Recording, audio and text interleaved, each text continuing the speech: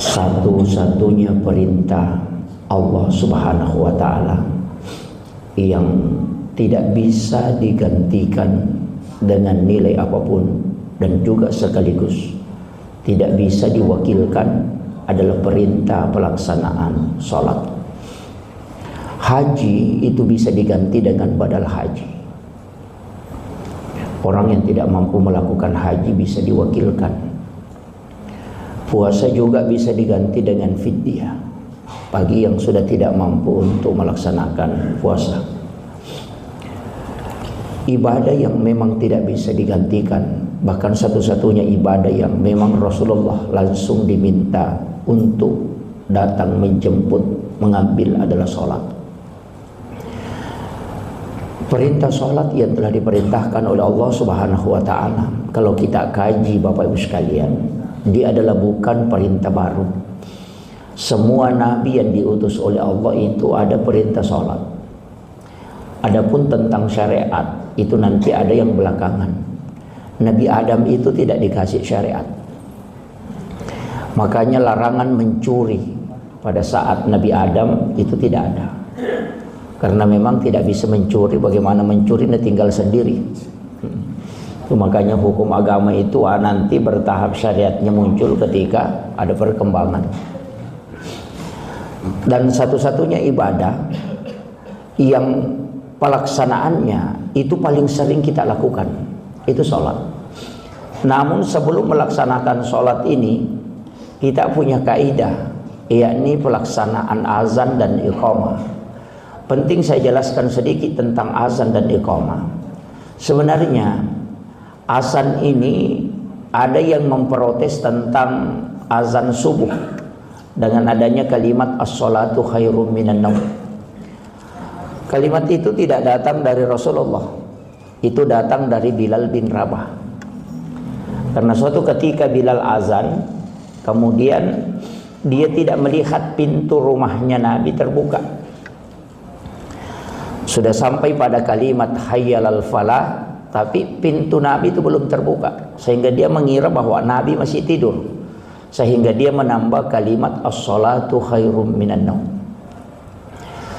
Nanti setelah selesai sholat subuh, baru Bilal bin Rabah memberitahu kepada Rasulullah bahwa tadi ketika saya azan, saya menambah kalimat as-salatu khairum minan naum, karena saya mengira Rasulullah belum bangun. Kemudian Rasulullah mengatakan itu baik. Jadi Nabi tidak salahkan. Tentang adanya orang tidak menggunakan kalimat as-salatu khairum minan naum pada sholat subuh, itu tidak bisa juga disalahkan. Tapi untuk yang menggunakan kalimat itu juga dibenarkan karena Rasulullah mengatakan itu baik. Jadi sebenarnya yang kita inginkan di sini adalah menerima perbedaan pendapat dari apa yang kita pahami. Makanya di dalam Islam ini ada namanya sikap hukum, ada namanya hukum Islam. Hukum itu adalah sekian banyak pendapat ulama tentang satu masalah. Sedangkan sikap hukum adalah yang kita ambil dari sekian banyak pendapat yang ada. Sikap hukum kita boleh jadi berbeda dengan sikap hukum orang lain. Jadi selama ada dalil, itu silahkan. Yang ada sekarang tapi tidak ada di Sorong.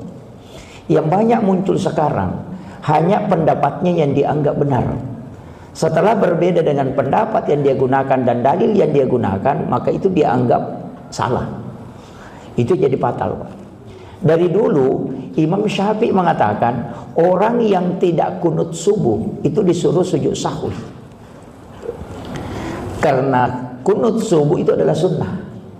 Tapi ketika Imam Syafi'i pergi ke Irak di masjidnya Abu Hanifah, yang notabene Abu Hanifah itu tidak kunut subuh, maka ketika dia datang ke sana disuruhlah menjadi imam oleh murid-muridnya Abu Hanifah untuk menjadi imam sholat subuh. Imam Syafi'i jadi imam, dan setelah rakaat kedua dia sujud, dia tidak kunut. Padahal muridnya Imam Abu Hanifah menunggu Imam Syafi'i untuk kunut. Tapi Imam Syafi'i tidak kunut. Padahal dia mengatakan kalau tidak kunut subuh, sujud sahwi. Setelah selesai salam, murid-muridnya Abu Hanifah bertanya kepada Imam Syafi'i, "Oh Imam Syafi'i, kau yang mengatakan bahwa orang yang tidak kunut subuh itu disuruh sujud sahwi. Kami menunggumu tadi untuk kunut karena kami juga ingin, kami akan ikut. Tapi apa kata Imam Syafi'i? Imam Syafi'i mengatakan, ini masjid adalah masjidnya Abu Hanifah. Itu di samping ada kuburannya Abu Hanifah. Yang ikut di belakang saya adalah murid-muridnya Abu Hanifah. Abu Hanifah tidak kunut subuh dan saya menjadi tamu di masjid ini. Makanya saya menghargai tuan rumah. Sehingga saya tidak kunut. Itu adabnya ulama, Pak. Jadi dia tidak pakai pendapatnya karena menghargai orang yang ada di sana. Karena dia mengatakan yang ikut di belakang saya ini menjadi makmum muridnya Abu Hanifah yang setiap subuh tidak kunut. Kalau saya kunut berarti saya mengacaukan tempat ini sehingga dia tidak kunut. Itu akhlaknya ulama. Yang sekarang banyak beda, Pak. Dia punya pendapat sendiri, sudah ada dijalankan orang di masjid itu bertahun-tahun, datang langsung merubah. Wah, itu jadi masalah. Sehingga bikin kacau. Makanya imam itu tidak sembarang. Bahkan Imam Syafi'i mengatakan kalau ada orang yang maju menjadi imam dan tidak disuruh, tarik ke belakang itu tidak boleh. Jadi makanya dalam agama ini kalau kita menggunakan adab itu luar biasa. Cuma kadang kita dahulukan fikih daripada adab. Nah, makanya saya pernah lihat itu ada yang di India peristiwa itu, Pak, yang fatal. Itu gara-gara dia tahiyat, dia goyang-goyangkan telunjuk. Nah, ada pendapat itu bahwa menggerakkan tangan itu tidak boleh. Bisa membatalkan sholat, apalagi kalau lebih dari 3 kali putar-putar. Itu sekalinya dia dapat memutar-mutar tangannya, langsung dia pegang itu baru dia patahkan tangannya. Itu saking ekstrimnya dan itu berkasus, Pak. Ini padahal itu fikih. Fikih itu pasti berbeda, tidak mungkin satu pendapat. Allah itu seakan-akan menghidangkan agama ini, tinggal kita memilih mana yang kita mau pakai. Sama dengan ketika masuk di warung, ada sayur, ada ikan masak, ada ayam goreng, ada tempe, ada tahu. Kalau Anda senang makan tahu, silakan makan. Tapi jangan salahkan orang yang makan tempe. Kan begitu. Anda pakai pendapatnya Imam Syafi'i, silakan. Tapi jangan salahkan pendapatnya Abu Hanifah. Jadi ketika Anda memiliki satu keyakinan bahwa ini yang menurut kami benar, maka silakan amalkan. Tapi ketika ada yang diamalkan orang dan ada hadisnya, jangan salahkan, karena itu ada dalilnya. Itu aja. Itu kalau sudah begitu, Pak, sudah aman. Maka itu terkali sidin rimawata memat tu nare ko jujut tabaya sama kanja mampangewangi materu. Nah, itu artinya susah itu kalau hanya pakaian kita dianggap bagus, yang dipakai orang itu jelek. Wah, cuma memang nanti pendapat itu kan ada cocoknya di suatu tempat paling pas. Nah, sama dengan mobil, Pak. Kalau di kota mobil Avanza dengan Innova mantap. Tapi kalau di gunung tidak bisa, maka pakai Triton, pakai mobil hardtop. Nah, kalau hardtop di kota, Pak, kita sakit kepala. Makanya ulama itu bilang, oh cocoknya pendapat ini. Sebenarnya makanya fikih itu begitu.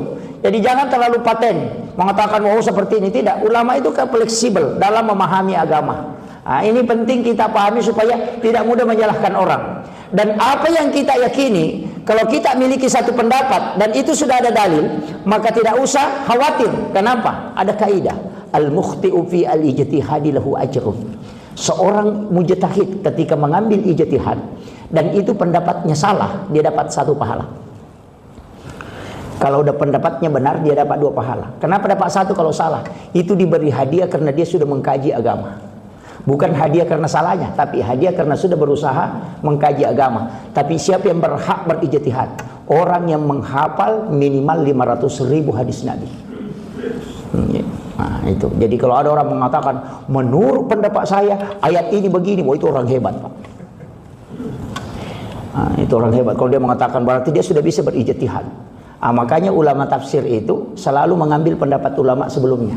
Makanya saya selalu bilang, saya itu ceramah tidak pernah menggunakan pendapat pribadi, karena saya itu mengambil pendapatnya ulama. Nanti kalau ditanya kenapa begini pendapatmu, saya cuma bilang Imam Syafi'i bilang.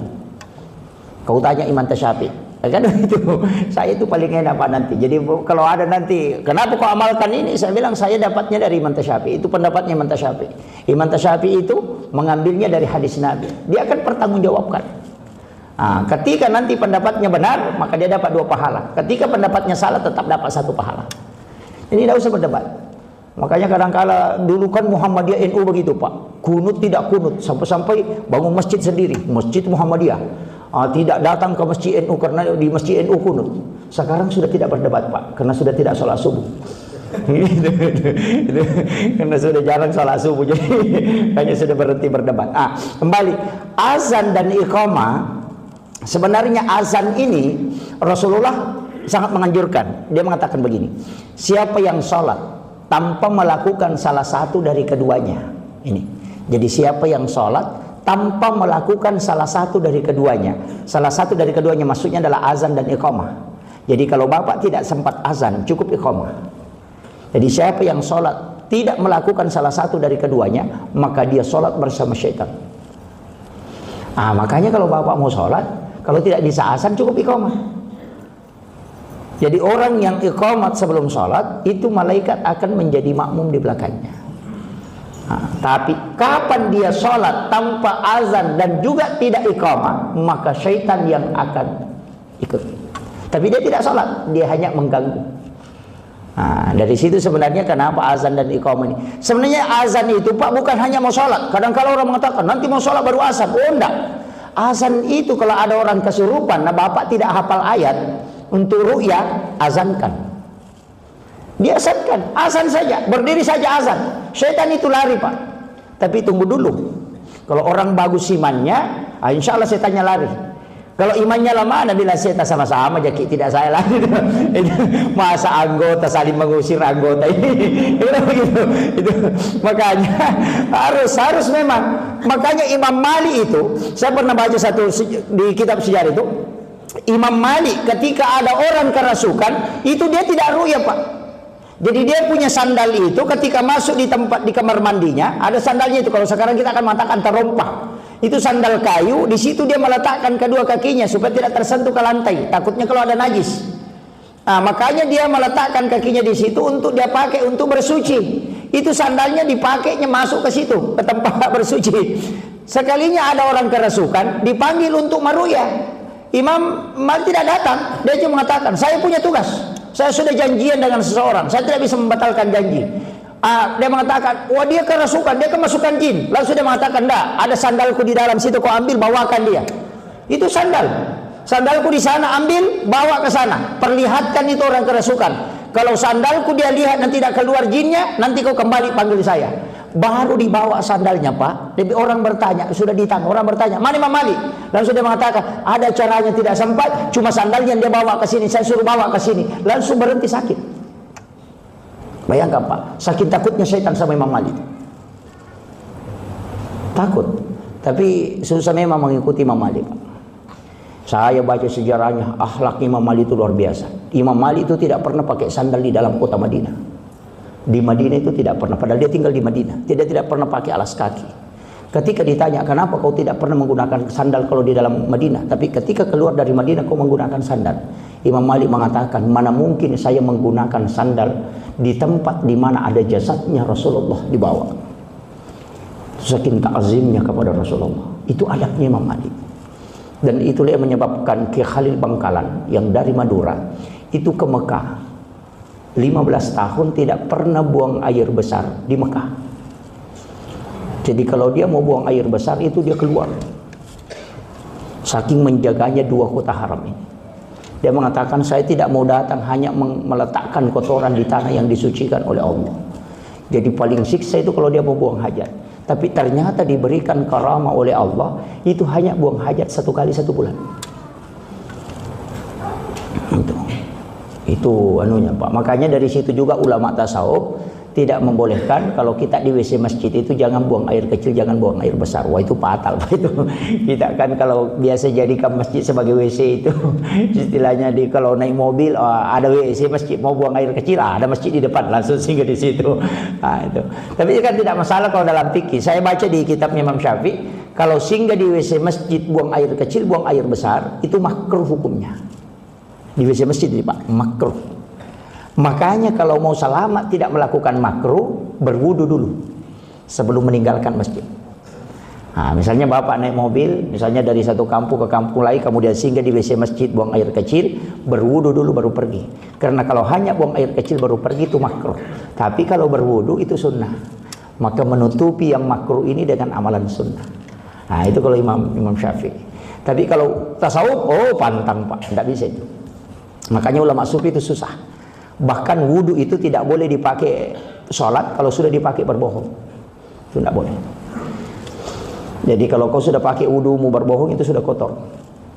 Kau sudah melihat perempuan dengan wudu yang kau sudah pakai itu sudah istilahnya dia tidak mengatakan batal, juga dia mengatakan itu sudah tidak ada nurnya, sudah kotor. Ya. Kita kadang kalau ke masjid pak berwudu di rumah, oh, mata melalat itu. Melihat semua. Apalagi pakaian perempuan sekarang banyak yang 99 saya tanya. Ya, tapi kalau dilihat sudah cukup 100 karena kita juga sudah jadi setan. Ini masalah itu. Makanya itu menjaga pandangan itu pak. Makanya di dalam tasawuf itu kan agak berat. Jadi itu karena adab. Nanti kita akan bahas itu sebelum sholat. An-nadhafatu minal iman, at-tuhuru satrul iman, at-tazkiyatun nufus, az-zakah. Itu kan ada 4 itu. Nah, ini kenapa biasa ada orang mengatakan, kenapa saya pak ustaz ini susah khusyuk? Ah di sini kuncinya. Ini nanti yang 4 ini. Kalau mau khusyuk dalam sholat ini yang 4 dijaga ini. Nanti kita akan bahas itu. Kemudian, jadi ini azan itu kan untuk orang kesurupan. Yang kedua, azan itu bisa mengusir jin. Azan itu bisa mengusir jin. Bayangkan itu Rasulullah mengatakan kalau orang azan itu sampai jin itu berlarian. Makanya di kampung-kampung tertentu itu yang biasa banyak anjing. Pak kalau azan itu kadang bilang, oh kan biasa begitu, menggonggong begitu. Itu untuk memberhentikan anjing menggonggong begitu cukup baca salawat. Tapi salawat pokok bilang orang Bugis. Yang mana itu Allahumma sholli ala Muhammad wa ala Muhammad. Berhenti itu. Kalau ada anjing bilang, wah itu langsung itu dibaca. Itu anjing karena melihat ruh yang tidak diterima, mu'allaqun bainas sama'i wal ard, tidak diterima di langit dan juga di tanah tidak diterima. Sehingga ketika angin berhembus dia itu berputar-putar di bumi ini, dan itu banyak orang yang tidak diterima di langit dan juga tidak diterima di tanah. Nah, itulah yang digonggong oleh anjing, karena itu pandangan anjing itu tembus. Nah, makanya bapak ini kalau dengarkan anjing begitu langsung baca Allahumma sholli ala Muhammad wa ala Muhammad. Berhenti itu. Biar baring di rumah kalau dengarkan anjing begitu cukup baca itu, berhenti itu. Karena ketika kita baca itu maka itu akan pergi jauh. Azan fungsinya itu. Sama kalau ada rumah banyak setannya. Kan begitu, kan setan di dalam rumah itu kan karena juga banyak karena kita tidak ucapkan salam ketika masuk ke dalam rumah. Jadi kalau kita dari pasar, dari kebun, kemudian jalan masuk ke rumah dan tidak ucapkan salam, jin yang ikut itu akan ikut masuk. Itu akan ikut masuk. Ketika ikut masuk tinggal di dalam rumah. Makanya kita disuruh ucapkan salam ketika masuk ke dalam rumah. Dan salam itu bukan satu, cuma kita akan ambil yang paling pendek. Assalamualaikum warahmatullahi wabarakatuh. Itu aja. Padahal salam itu kan 3. Assalamualaikum warahmatullahi wabarakatuh.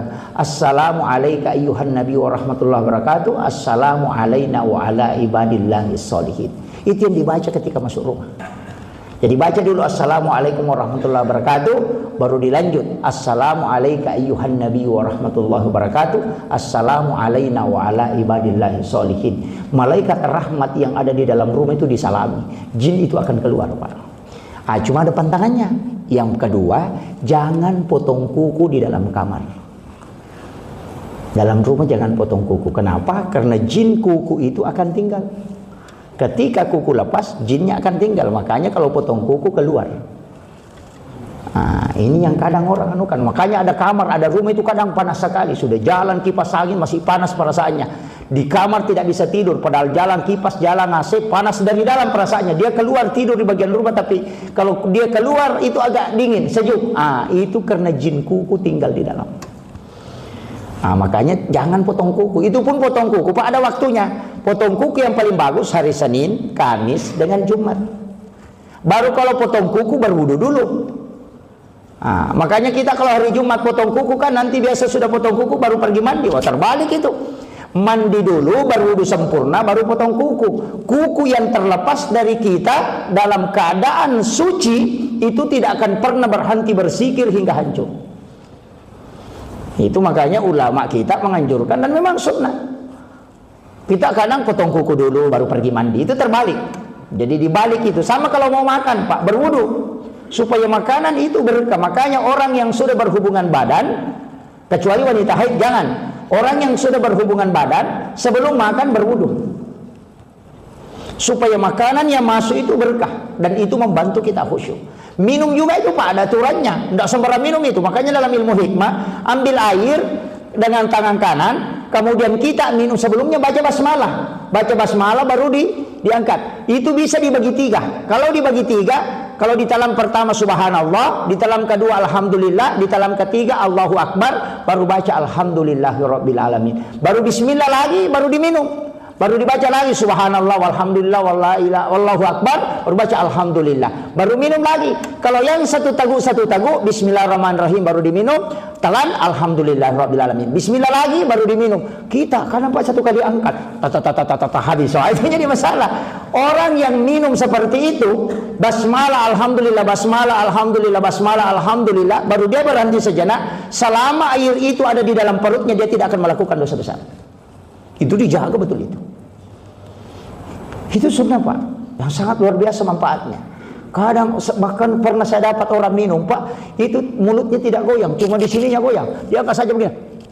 Wih, saya bilang kayak mesin air ini. Ya, ini kan, jadi minum juga itu hati-hati. Kemudian saya kembali. Makanya memotong kuku juga itu, jari tangan kanan, jari telunjuk, jari tengah, jari manis, jari kelingking, baru kembali ke ibu jari. Kiri juga begitu, jari telunjuk, jari tengah, jari manis, jari telunjuk, jari kelingking, baru kembali ke ibu jari. Orang yang melakukan itu tidak akan fakir.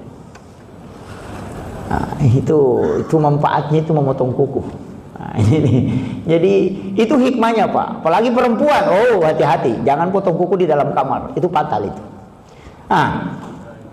Ini jin. Kemudian yang ketiga, jin dalam rumah itu cicak.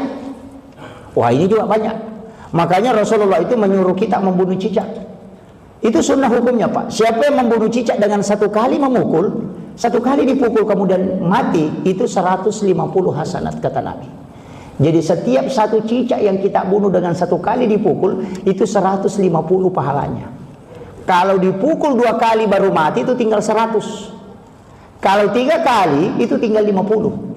Saya pernah tanya ketika ngaji sama guru, kenapa selalu kurang kalau di double? Misalnya pukul 3 kali, kenapa berkurang? Semakin banyak baru. Dia mengatakan dibolehkan untuk dibunuh, tapi tidak dibolehkan untuk disiksa dan ditakuti. Jadi kalau kau sudah kejar pukul begini baru mati, itu pahalanya sedikit. Tapi kalau satu kali hantam mati, ya itu kan. Makanya menyembelih binatang itu paling bagusnya satu kali.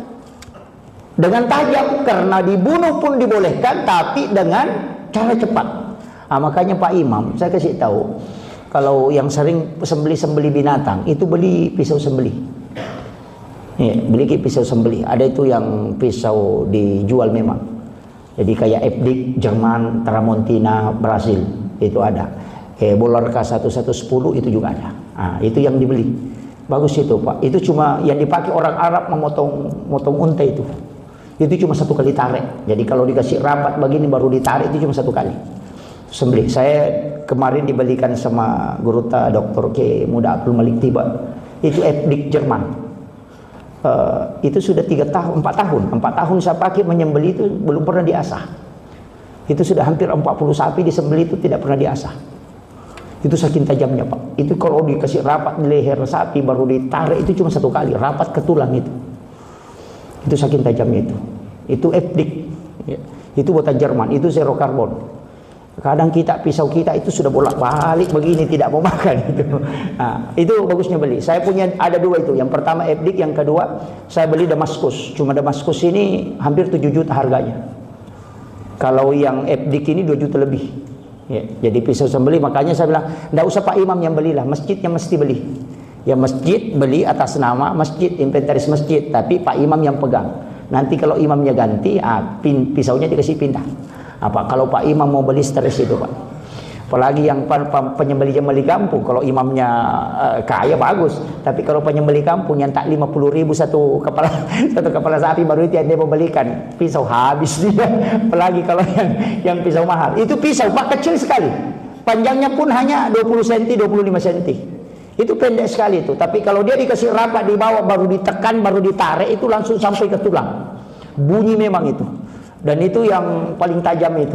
Jadi itu nanti guru TK muda melitiba kalau dati yang datang 15 sampai terakhir ini, itu tahu betul itu. Nanti Bapak juga bisa belajar sama beliau tata cara menyembelih hewan. Itu mantap kalau dia beliau itu. Dia juga ahli fikih. Dan saya sering bertanya ke beliau kalau tentang masalah fikih. Kemudian yang terakhir, ini sudah jam 6 dewa. Terakhir saya sampaikan tadi tentang azan ini. Makanya Bapak Ibu kalau mau sholat azan atau iqamah, makanya dari situlah sholat jamak diantaranya dengan iqamah. Makanya kalau sudah salam ambil lagi untuk iqamah baru mengambil sholat berikutnya. Kenapa? Karena memang supaya kita tidak sholat bersama syaitan.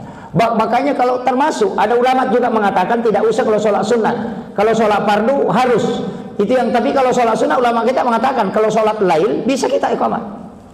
Itu. Tapi ada mengatakan tidak usah, untuk sholat lainnya tidak usah. Jadi ini yang penting saya sampaikan. Tapi ada satu kunci nih, yang terakhir penutup. Ada satu kunci tentang azan itu, Pak. Azan dipakai itu biasa kalau orang pindah rumah tuh pakai di sini kah? Azan 4 sudut, kemudian di tengah-tengah. Itu dipakai, Pak. Sebenarnya itu dikelabui saja itu. Orang yang azan 4 sudut itu sebenarnya dia sembunyikan. Itu dia baca ayat yang lahir bersama Rasulullah. Kan mujizatnya Nabi itu ketika Nabi lahir ada suara yang keluar dari pojok Ka'bah. Di 4 sudut Ka'bah itu ada ayat yang berbunyi, tapi tidak ada yang baca, tapi ada suara yang keluar. Itulah yang dibaca di setiap pojok rumah. Itu qad ja'akum minallahi nurun wa kitabun mubin wa qul ja'al haqqu wa saqal batil innal batila kana sahuqa. Kemudian laqad ja'akum rasulun min anfusikum azizun 'alaihi ma anittum harisun 'alaikum bil mu'minina raufur rahim. Fa in tawallaw faqul hasbiyallahu la ilaha illa huwa 'alaihi tawakkaltu rabbul arsyil azim. Baru ya ayyuhar rasul baligh anni ma unzila ilaik. Itu yang 4. Orang yang baca 4 ayat itu rumahnya tidak akan terbakar. Biar dibakar orang tidak akan terbakar. Itulah yang dibaca ketika pertama mendirikan rumah.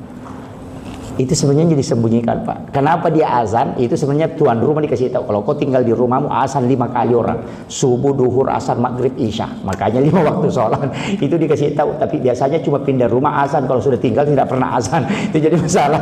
Assalamualaikum warahmatullahi wabarakatuh.